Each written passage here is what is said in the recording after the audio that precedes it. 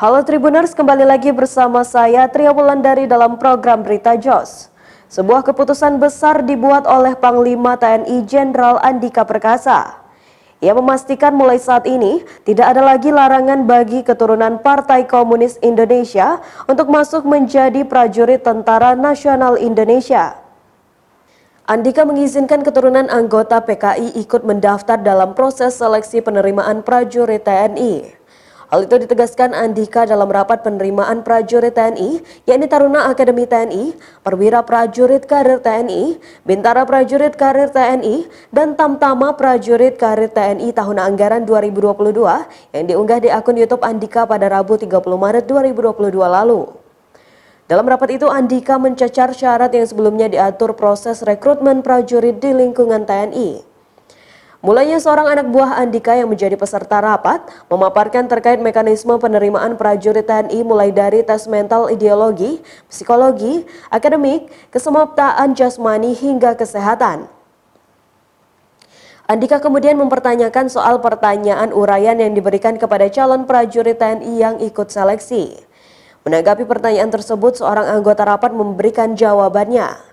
Andika lantas meminta anggota TNI itu menyebut isi TAP MPRS nomor 25 itu. Ia mempertanyakan apa yang dilarang berdasarkan TAP MPRS 25 tahun 1966. Sebagai informasi, TAP MPRS 25 berisi tentang pembubaran PKI, pernyataan sebagai organisasi terlarang di seluruh Indonesia, dan larangan setiap kegiatan untuk menyebarkan atau mengembangkan paham atau ajaran komunis, Marxisme, Leninisme. Andika mengatakan jika melarang sesuatu harus mempunyai dasar hukum.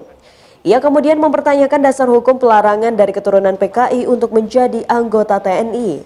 Tak hanya mengizinkan keturunan anggota PKI mendaftar jadi anggota TNI, dalam rapat itu Andika juga membuat beberapa perubahan di dalam rangkaian proses seleksi penerimaan prajurit TNI. Di antaranya dalam tes kesamaptaan jasmani, tidak ada lagi tes renang. Andika juga meminta anak buahnya menghapus tes akademik. Sementara dalam bidang akademik, ia meminta pengambilan nilai calon peserta berdasarkan transkrip nilai pendidikan terakhir. Di akhir rapat, mantan KSAD ini meminta perubahan syarat itu segera diimplementasikan. Karena bagi saya yang lebih penting yaitu tadi, ijazahnya saja. Ijazah SMA itulah akademik mereka. Nggak usah lagi ada tes akademik, itulah nilai akademik itu ya tadi. Ijazahnya tadi, kalau ada ujian nasional, udah itu lebih akurat lagi, ya itulah dia. Demikian berita hari ini, sampai jumpa lagi di berita aktual selanjutnya. Salam Tribun.